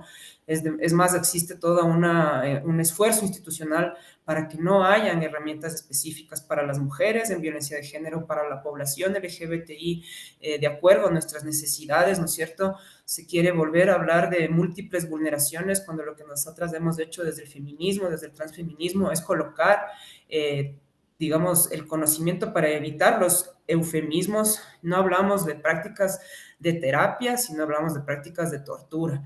No hablamos de políticas de igualdad o de, digamos, para eliminar la desigualdad de género, sino que hablamos de políticas que en serio no protegen los derechos humanos, ¿no es cierto? Se quiso eliminar el Ministerio de la Mujer, la Secretaría de Derechos Humanos, bajo las políticas de criminalidad. Se quiere negociar con los derechos de las mujeres los presupuestos que tenemos para la violencia de género en este país, en donde además todavía no se genera un reconocimiento sobre cuando las vulneraciones a las mujeres sucede por su orientación sexual, su identidad de género. Eso no es aceptado en la población. Incluso cuando hemos querido denunciar, ¿no es cierto?, los casos en donde se les interna para modificar la orientación sexual a las personas LGBTI y modificar también su identidad de género, lo que pasa es que directamente esto no es considerado una violencia, ¿no es cierto? Y lo que hacen es buscar que la víctima denuncie a sus familiares. Y en cuanto a la posibilidad de denuncia a los familiares, lo que tenemos en el país son limitaciones muy grandes por el culto que se le tiene a la familia, ¿no? O sea, denunciarle a un familiar en esas condiciones es súper difícil. Obligarle a una víctima a identificar a sus perpetradores para que sea la persona víctima la que denuncie y no la fiscalía que actúe de oficio o las entidades del Estado que actúan de oficio, pues eso significa absolutamente un contexto de total impunidad que permite que en ningún caso en donde desaparecen nuestros compañeros, en donde no las podemos encontrar y no sabemos qué ocurre con esas personas, pues eso de todos modos al Estado no le interesa, ¿no? Entonces sobrevivir a espaldas del Estado, sobrevivir a espaldas de la sociedad en un contexto de narcoestado, en donde la proliferación de grupos delictivos también obedece a la heterosis norma, las poblaciones LGBTIQ+, que somos visibles, defensoras y defensores de derechos, trabajadoras sexuales y la gente que está en la calle, pues está sufriendo un alto riesgo a ser desaparecida y a ser asesinada, ¿no? De los miles de datos de desapariciones que se dan en el país, los casos de desaparición, la mayoría de los casos terminan siendo asesinatos porque se encuentran a las personas después de que han sido ya torturadas y asesinadas, ¿no? Y nada, pues Disculpa, quería nada Cayetana. solamente recordar a varias compañeras nuestras que desaparecieron en estos contextos y que después de unos días fueron encontradas asesinadas. Así que decir que en este país, para la población LGBTI, la protección y la posibilidad de denuncia es escasa o nula. Y que los pocos avances que se tienen no permiten realmente un ataque a las problemáticas graves de vulneración de derechos que vive la población LGBTIQ más en el Ecuador. Muchas gracias. Muchas gracias, Cayetana, por tu intervención y por también evidenciar algunas particularidades sobre la desaparición en Ecuador de personas LGBTIQ+. En este contexto, quisiera también ahora darle paso a Mariana de la Cruz. Eh, Mariana es psicóloga de Casa Frida, Refugio LGBTI más de México. Es psicóloga con enfoque social y maestra en psicoanálisis. Se ha formado en seminarios sobre lo traumático, perspectiva de violencias, lógicas manicomiales, etc. Ha trabajado como acompañante terapéutica a personas con psicosis, en consulta privada y en colaboración cercana con la academia en líneas de investigación en ciencias sociales y humanidades. Actualmente trabaja en Casa Frida como coordinadora del área psicosocial y oficial contra la trata de personas. Muchas gracias y adelante, Mariana. Muchas gracias. Pues primero decir que es muy interesante ser la última posición porque me da chance como de articular varias de las cosas que han estado diciendo mis compañeras y ver las similitudes que hay entre los países en el mismo sentido, ¿no? Bueno, reiterar que en México, en un primer momento, la desaparición forzada está asociada, como sabemos, a muchos otros delitos y violencias, como lo son generación de rutas y mercados ilegales, principalmente drogas, hidrocarburos, armas, secuestro, tráfico y trata de personas, etc. Mermando en ello el abandono institucional por parte del Estado mexicano. Otro elemento fundamental que hemos encontrado respecto a la desaparición forzada es que se identifica en la mayoría de los casos de investigación de larga data que no se cuenta con una hipótesis de la desaparición o no le dan el correcto seguimiento a las mismas, además de la ausencia de tecnologías y recursos necesarios para llevarlo a cabo. Asimismo, el hecho de que las instituciones encargadas de la Procuración de la Justicia, como bien sabemos y como lo han dicho ya varias de mis compañeras, en México también sucede que las instituciones encargadas de la Procuración de Justicia guardan una estrecha relación con las organizaciones del crimen organizado, ¿no? Lo cual deriva, evidentemente, en la negligencia de las autoridades para investigar y recabar información de manera inmediata y diligente. En México contamos con el Registro Nacional de Personas Desaparecidas y No Localizadas. Este registro intenta recabar información más o menos de 1958 hasta 2022.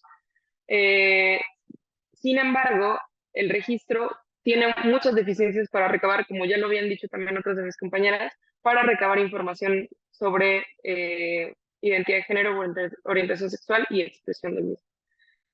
Aún así, nos arroja que desde 1964 hasta 2022 han sido 51 las personas LGBT desaparecidas, solo 51 en 58 años. Mientras tanto, el Centro de Apoyo a las Identidades Trans, el CAI, levanta información de 124 personas LGBT desaparecidas solamente en 12 años, desde 2010 hasta 2022. Evidentemente, en ambos casos hablamos de un subregistro, que es algo que ya hemos platicado con varias de mis compañeras también, y esto significa que es el mínimo, tomando en cuenta todas las ausencias para el levantamiento de información que pueda seguir habiendo, ¿no? Ahora, ¿cuál es uno de los, digamos, de los retos específicos y obstáculos para levantar información respecto a las desapariciones de las personas LGBT. Y una de las cosas que también por ahí salió, me parece que en Colombia, es la falta de reconocimiento de la víctima y la falta de acceso a la denuncia y la asociación con la familia social, que es tan importante cuando hablamos de las personas LGBT. Una de las cosas que escuchaba hace rato es que allá decían que porque la familia social, por supuesto, no tiene ciertos elementos que para las instancias estatales resultan imprescindibles para levantar la denuncia.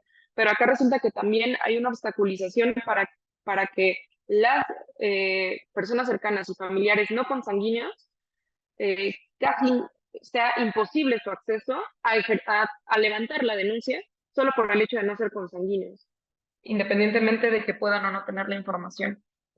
Además, hay una proclividad en la población LGBT a las violencias asociadas a la desaparición forzada que estábamos hablando hace rato. Es decir, está muy identificado la manera en la que, por el hecho de expresión de género, identidad de género y orientación sexual, resulta estar más en riesgo de violencias o delitos como secuestro, trata de personas, tráfico, etc. Esto quiere decir que son obstáculos que se asocian o están enmarcados en un sistema moral, abonando lo que decía mi compañera anterior, heterosis normativo. Un sistema moral que prioriza el sistema de familia convencional existente en México, que ya no es más y que ya no tendría por qué ser más, para entonces poder llevar a cabo un seguimiento a las desapariciones. Eso merma evidentemente el seguimiento que se le puede dar a las personas LGBT, además de que carece de perspectiva LGBT respecto a las violencias que estas mismas pueden tener en un inicio. Ahora, si ya de por sí estamos pensando en los obstáculos que la población LGBT puede tener al respecto, podemos meterle o podemos pensar en un elemento más, que es la población en movilidad humana. Y podríamos en este sentido preguntarnos, ¿quién les cuenta? ¿Quién cuenta a la población en movilidad humana? ¿Quién les denuncia si estamos diciendo que solamente los familiares consanguíneos están en la facultad para levantar una denuncia, cuando las personas desplazadas de manera forzada llegan al país o solas o con algún familiar y que por ende muy probablemente fueron ellas dos, o sea, el círculo o la pareja, quienes fueron desaparecidas? Y seguimos hablando de México. Es decir, creo que a veces se invisibiliza también la población en movilidad humana que está en México, que es parte del territorio mexicano y que está siendo desaparecida en nuestro país. Y en ese sentido, incluso podríamos preguntarnos quién desaparece. Es decir, quién desaparece cuando ni siquiera la persona había aparecido administrativamente en el país, cuando México ni siquiera tenía registro de que esa persona estaba entrando y que nadie se había llegado o alcanzado a contarle, cuando ni siquiera se podría ser parte de la cifra por la naturaleza propia de la situación. No porque no se pueda de otro modo, pero por cómo funciona el sistema actualmente, ¿no? Ahora, si pensamos en población en movilidad humana LGBT, entonces se vuelve todavía más complicado, ¿no?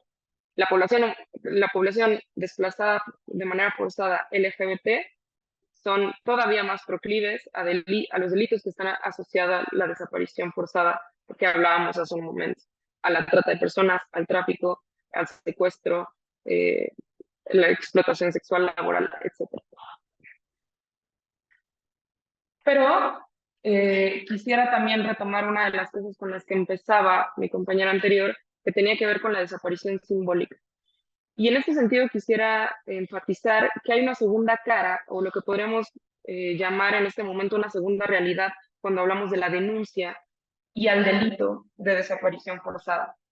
Y con eso me refiero a todas aquellas personas que por ser familiares directos denuncian, logran el seguimiento, pero denuncian la desaparición de una persona LGBT familiar que más bien quiso salir de esa casa o de ese país porque le estaban violentando adentro y quiso salir por salvaguardar incluso su vida, y le están denunciando como desaparición forzada para que el Estado y todas las fuerzas estatales hagan lo propio para buscarle más bien desde un lugar de agente persecutor, la familia como agente persecutor de alguien que realmente estaba queriendo salir de ahí y no se está respetando esa decisión. En ese sentido, podríamos pensar que las razones por las cuales está saliendo la persona resultan ya razones de desaparición, por una desaparición simbólica, identitaria, subjetiva, de la cual la persona estaba siendo objeto al sufrir prácticas de COSIC, discriminación, amenazas, etc. ¿no? Y en este sentido, esta segunda realidad adquiere importancia y carácter, porque además en las organizaciones de la sociedad civil muchas veces son estas personas a las que estamos atendiendo. Muchas veces son las personas que están saliendo de sus casas, huyendo, porque les estaban intentando desaparecer subjetivamente, a las que llegan a instituciones como Casa Frida o un refugio, un albergue como lo es este, para intentar salvaguardar su vida y tener otro futuro. Entonces, si pensamos de nuevo las cifras, que ya decíamos en un primer momento que son un subregistro por todos los obstáculos que hay para lograr levantar información, y ahora pensamos que a lo mejor una parte importante de las denuncias que sí hay de desaparición forzada de personas LGBT son desde este lugar, son desde un lugar en donde la persona realmente no es desaparecida de manera forzada, sino que había querido y decidió salir o fue orillada a salir. Entonces las cifras resultan en una problemática todavía mayor, ¿no? La idea de situar esta segunda realidad no es quitarle la importancia suficiente que tiene ya la desaparición forzada de las personas LGBT, sino pensar el problema de manera más compleja.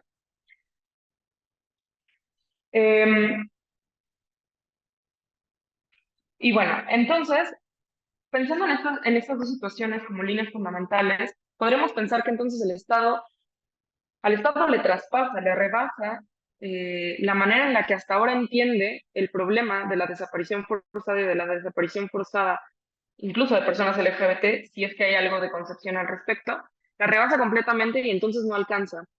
No alcanza ni los esfuerzos, ni la manera de levantar información, ni la manera de dar seguimiento para la problemática que ocurre respecto a la población LGBT por falta de perspectiva LGBT, por falta de perspectiva de violencias basadas en género y por falta de perspectiva interseccional, incluso pensando a las personas en movilidad humana. En este sentido, es necesario decir que entender o pensar la particularidad de la desaparición con población LGBT adquiere un sentido complejo, porque estamos hablando entonces hablamos de desaparición forzada de población LGBT asociada a su existencia como población LGBT, y entonces estamos hablando de que la población LGBT somos personas intentando aparecer ante el mundo con una determinada identidad, con una determinada expresión, y que es por eso que nos desaparecen muchas veces. Es por el prejuicio, por el estereotipo, por el estigma de nuestra aparición ante el mundo, que entonces desaparecemos en todas esas dimensiones. Sin embargo, esa dimensión última de la desaparición forzada, en donde cuerpo, digamos cuerpo, alma y mente enteras, si lo queremos llamar así, son cooptadas, no es la única, sino que también somos objeto de la desaparición simbólica, identitaria y subjetiva, de las violencias que muchas veces ejercen sobre nosotros en casa, y que también es una cifra invisibilizada y que se intenta tomar desde otro punto de vista. Desde desde las organizaciones de la sociedad civil, es necesario entender y atender estas dos realidades, porque al final son las personas sobrevivientes de una o de las dos realidades las que llegamos a atender adentro. No son mutuamente excluyentes. Es decir, no solo porque estabas sufriendo violencias y lograste escapar y te denunciaron por una desaparición forzada equívoca, no significa que no seas proclive entonces de sufrir una desaparición forzada cuando sales de casa. Y en todo caso, si bien nos va a sobrevivir y llegar a una organización social. Y bueno, también desde la organización social hacemos presencia en las ausencias estatales, que creo que ya se han nombrado varias de ellas, y es ahí donde nos insertamos. Y al final en ellas, en las organizaciones de la sociedad civil, se hacen presentes las vidas ausentes a través de quienes sí lograron sobrevivir. Pues nada, para no tomar más tiempo, eso es un poco lo que quería compartir y complementando con todo lo que ya dijeron anteriormente. Muchas gracias. Muchas gracias, Mariana, por tu intervención. La verdad fue muy interesante también conocer este aspecto también desde México. Entonces, con esto quisiera hacer una breve recapitulación para pasar a las preguntas. Si es que hubiera personas que quisieran hacerlo, nuevamente pueden escribir su pregunta a través del chat y pues las tomaremos en consideración y nos comentan también a quién va dirigida la pregunta, ¿no? Entonces, un poco para recapitular lo que hemos conversado, bueno, desde con Carol Noroña vimos un poco el contexto más desde Ecuador y cómo la violencia y también las desapariciones de las personas en general en el país ha sufrido una escalada, especialmente desde el año 2019, ¿no? Y en este caso hay una problemática muy fuerte que tiene que ver con el subregistro en general de personas que están siendo desaparecidas en el país. También no tenemos cifras oficiales y también actualmente Ecuador está viviendo esta ola de violencia en donde se ha incrementado de manera exacerbada la tasa de homicidios, ¿no? En este caso la población LGBTQ+ se ve evidentemente vulnerada y también se ve, eh, se ve parte también de estos procesos de desaparición, pero vemos casos especialmente de mujeres trans que también han sufrido formas de violencia y también formas de desaparición forzada, ¿no? Como mencionaba también Carol, hay vacíos también en los procesos de investigación de personas desaparecidas, de personas LGBTQ+. No hay procesos de investigación continua, no hay procesos de articulación de las diferentes instancias del Estado para realmente lograr conocer cuáles fueron las razones de la desaparición, el contexto más profundo sobre esto. Y además de esto, creo que hay que señalar también que en Ecuador las políticas de seguridad que hay realmente son políticas securitistas, ¿no? Que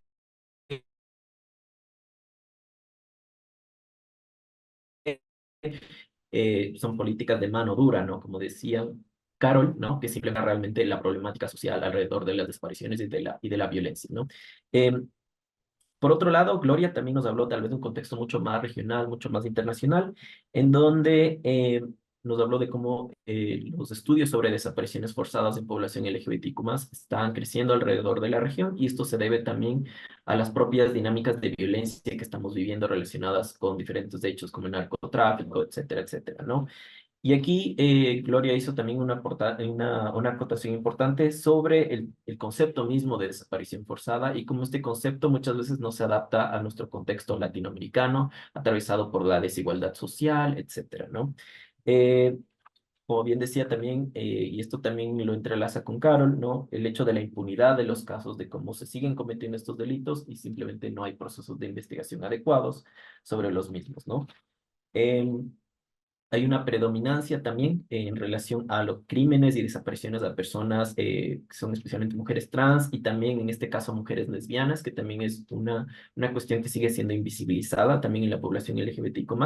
Y también nos detalló cómo se están creando en este contexto también observatorios de diferente tipo a nivel regional para recabar un poco datos, ¿no? Entonces, ante la ausencia de los estados, se están creando estos observatorios nacionales que están justamente recopilando información sobre desapariciones forzadas, ¿no? Si bien estos observatorios no cuentan con todos los recursos necesarios muchas veces para operar, sin embargo, han tenido un importante trabajo en esto, ¿no?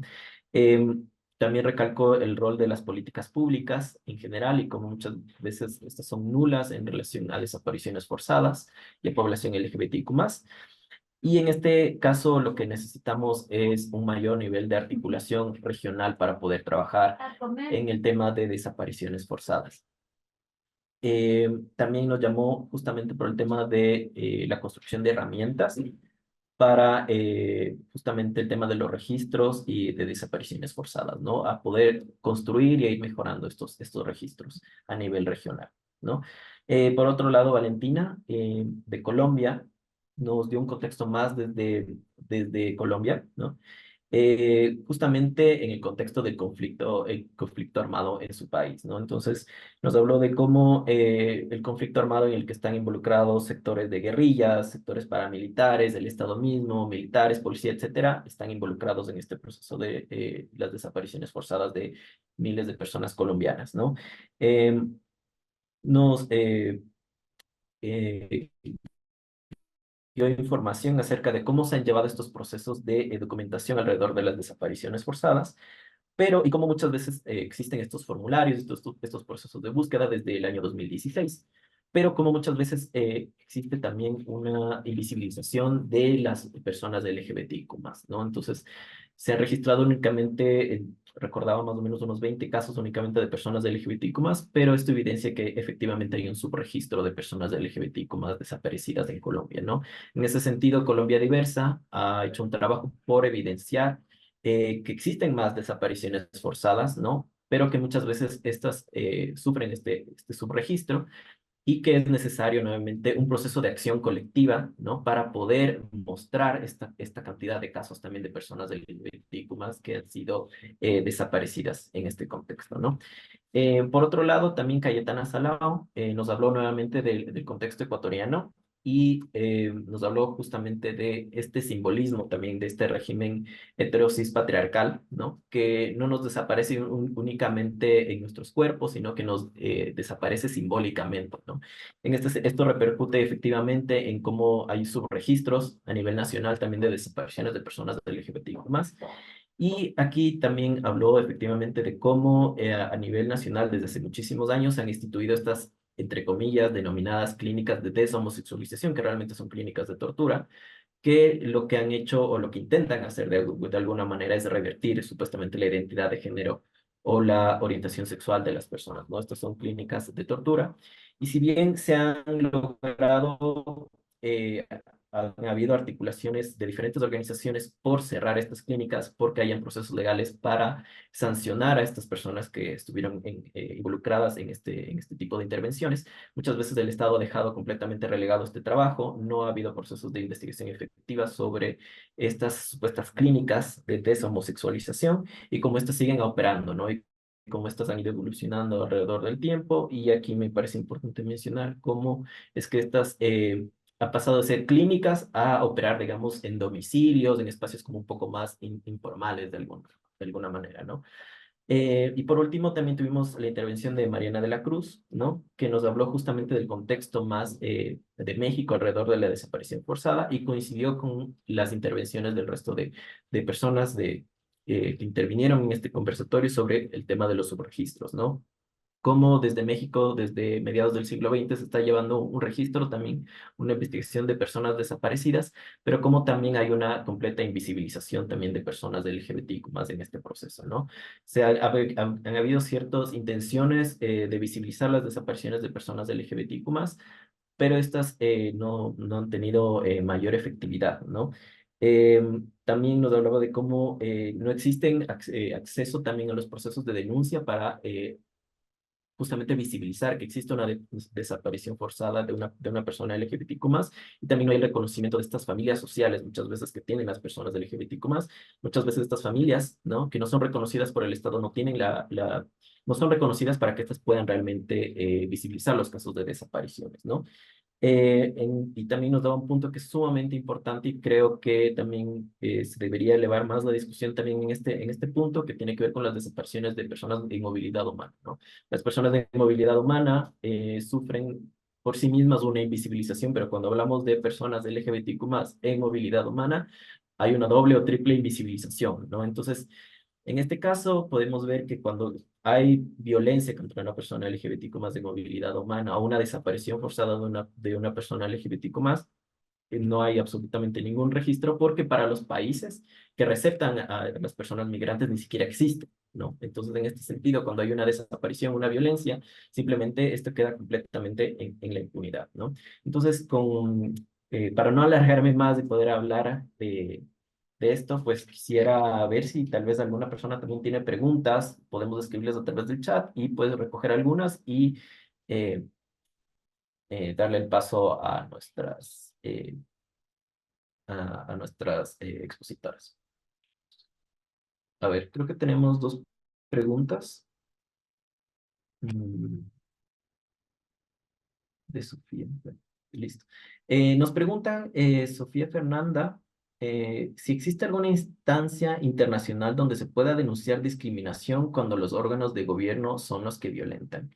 Y la siguiente pregunta es, ¿qué estrategias efectivas existen para visibilizar y enfrentar este problema en contextos donde la homofobia y la transfobia son prevalentes? No va dirigido a una persona exactamente, a alguna de nuestros panelistas, pero quien desee responder, pues lo puede abrir el micrófono. Yasser, si quieres, puedo comentar sobre la primera pregunta. Creo que Claro que sí. a nivel internacional, creo que las opciones más accesibles que podríamos tener tienen que ver con los relatores especiales de Naciones Unidas o de la Comisión Interamericana de Derechos Humanos. Tanto la Comisión Interamericana como el Consejo de Derechos Humanos tiene relator especial para las personas LGBT y me parece que directamente se puede una comunicar con ellos y enviar información. Por otra parte, los relatores, pero me parece que es importante que no solamente nos acerquemos con los relatores LGBT, sino que depende de cuál es la causa que nosotros queremos levantar, como puede ser la desaparición, la tortura, la libertad de expresión, la libertad de asociación, pues podemos dirigirnos a los relatores específicos de acuerdo al tema que nosotros nos interesa, porque de esa manera estamos atendiendo la posibilidad de que cuando ellos elaboran un informe sobre qué es lo que está ocurriendo en determinados países, pues toman en cuenta las observaciones que nosotros estamos haciendo.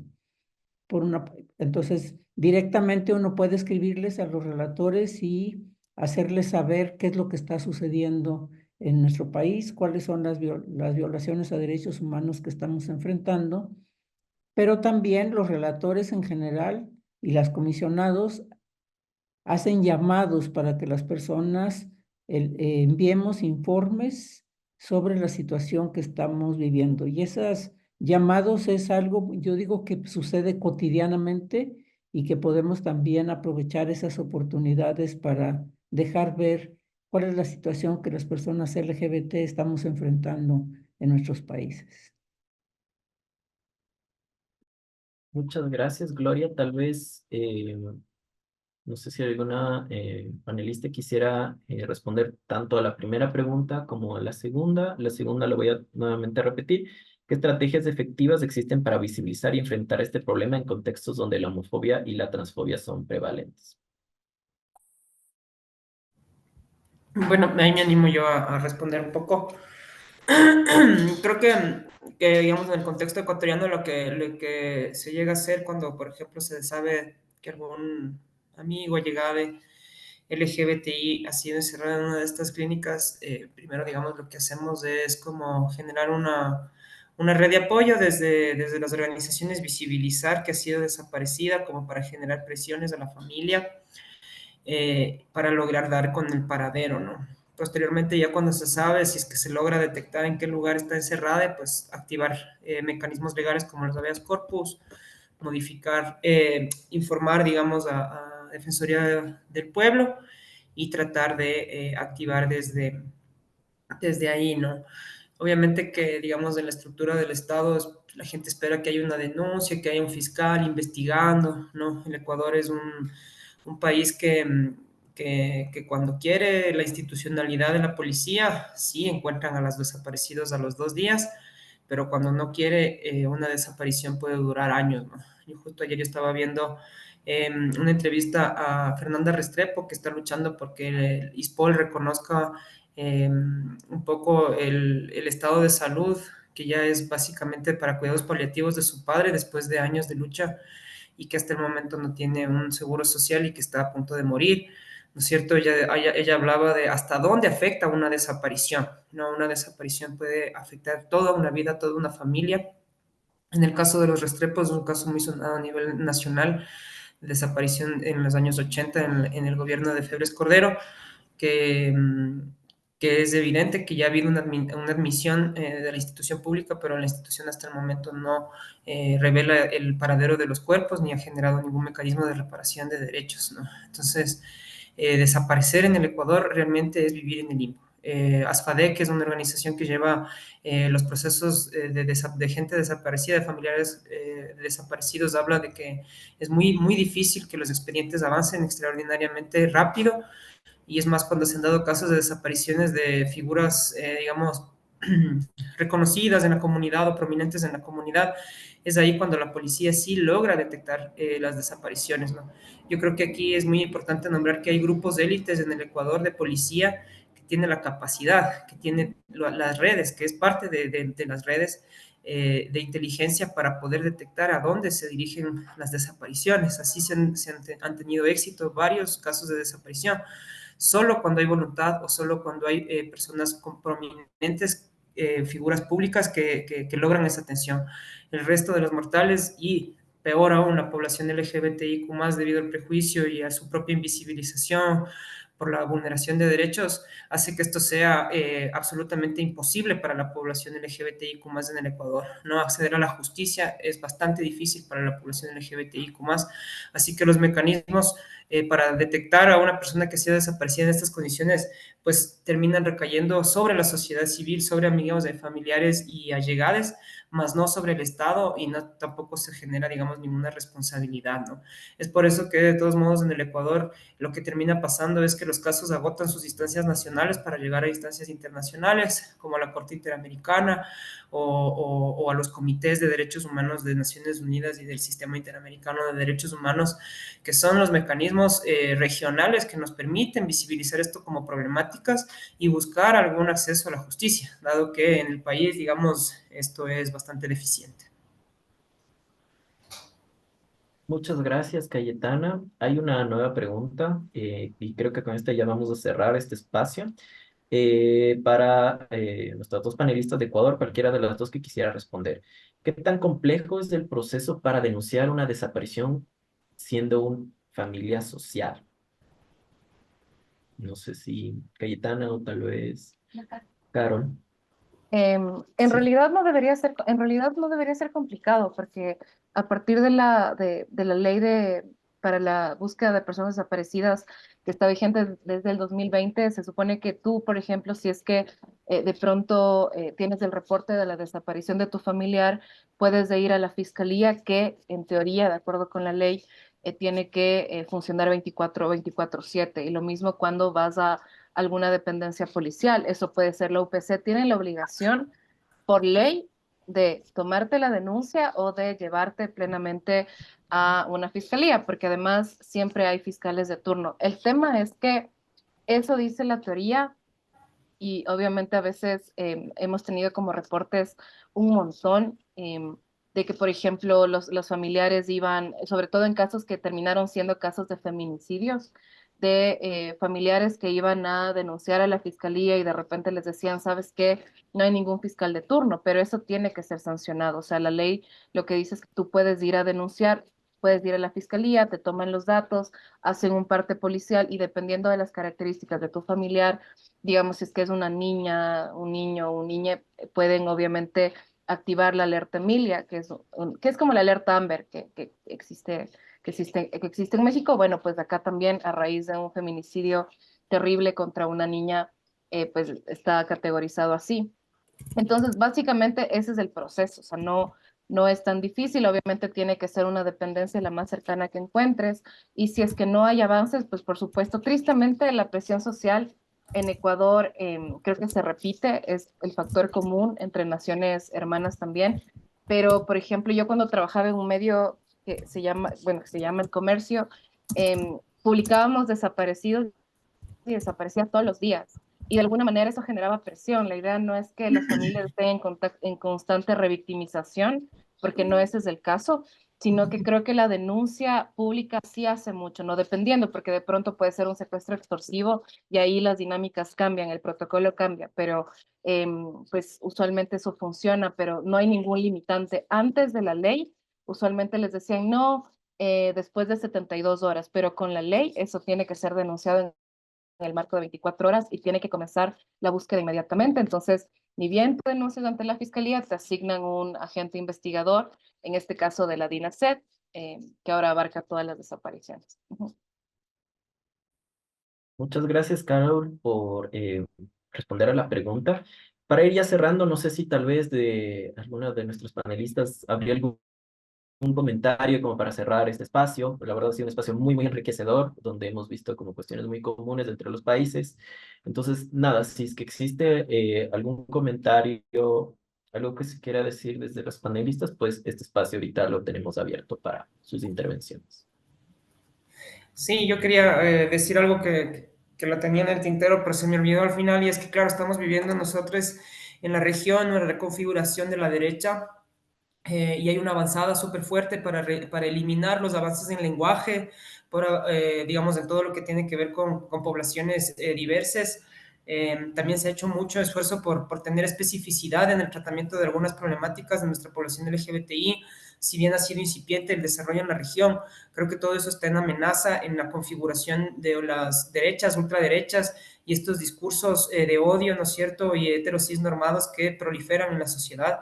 Entonces, decir que el contexto de incremento de las desapariciones en este momento en la región promete seguir lamentablemente elevándose, ¿no? Porque vivimos en un contexto que para las mujeres y la diversidad sexogenérica de la región es directamente un contexto de guerra, ¿no? Nosotras hablamos aquí en el Ecuador, las asambleas de mujeres y disidencias heterosis normadas, hablamos de un contexto de guerra de baja intensidad en contra de las mujeres, de la niñez, de la población LGBTIQ+, y de defensoras y defensores de derechos humanos, ¿no? O sea, todas las medidas que los estados están tomando en cuanto a de evitar la especificidad en temas de violencia de género y en temas de políticas de igualdad es una amenaza que creo que hay que tener bajo la mira en un contexto en donde nuestra vida cada vez importa menos, ¿no? En nuestras diversidades y todos los avances en lenguaje, desde el transfeminismo, desde el lesbofeminismo y desde de los diversos feminismos del sur, están en riesgo y no lo podemos permitir. Creo que es un momento en donde la articulación es necesaria, la sociedad civil está generando respuestas a espaldas del Estado y eso tenemos que saber llevarlo, ¿no es cierto?, a un lugar de convertirnos en sujetas y sujetes políticas que puedan revertir esa tendencia en la región. Muchas gracias, Cayetano, por ese comentario. La verdad me parece súper pertinente hablar nuevamente de esta relación entre violencia LGBTQ+, y este surgimiento de estas olas de derecha y también discursos de odio, ¿no? Tal vez, no sé si tenemos alguna persona más, si no, vamos a ir cerrando este espacio. No, yo solo quería decir una cosita, que escuchándoles a las compañeras, que igual, pues, no sé, escuchando a las compañeras de Colombia y de México, que creo que es muy valioso también el entender que aún así que han sido naciones que han vivido décadas pues de una corrupción brutal, han encontrado estrategias también de visibilización, y algo que también creo que es un factor común es la importancia de la memoria, ¿no? Durante estas últimas semanas he estado acompañando un proceso en Esmeraldas. Esmeraldas es una zona muy compleja de Ecuador, tristemente una de las zonas más empobrecidas del país, pero al mismo tiempo una de las zonas con más altos índices de violencia, por supuesto, y obviamente pues la gran mayoría de la población es afrodescendiente. Y que obviamente pues implica una vulnerabilidad, un tema de racialización, y cuando estamos hablando de el militarismo, como también Cayetana lo decía, pues sí es una declaratoria de guerra, ¿no? Y en ese contexto a mí me habían encargado como hablar de la esperanza, ¿no? De periodismo de la esperanza o de estas redes de la esperanza, y cuando hablamos de hablar de la esperanza, de la construcción de soluciones, aprendemos mucho de las experiencias de otros países, como Colombia con el conflicto armado que vivieron durante años, y cómo los sobrevivientes de ese conflicto también fueron transformando ese dolor en acción, y cómo a través de la memoria tú puedes también plantear soluciones. La desaparición, me doy cuenta también periodísticamente y a nivel de organizaciones, eh, necesita ser más visibilizada, pero también tenemos recursos muy limitados.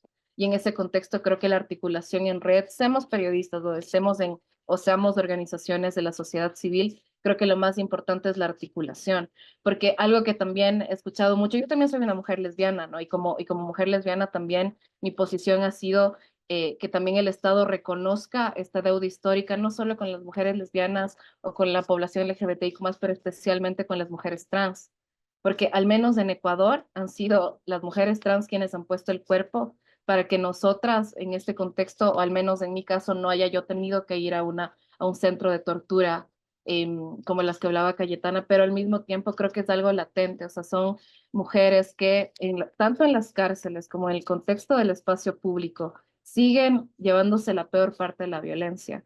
Entonces creo que es importante y pues por supuesto seguir haciendo memoria.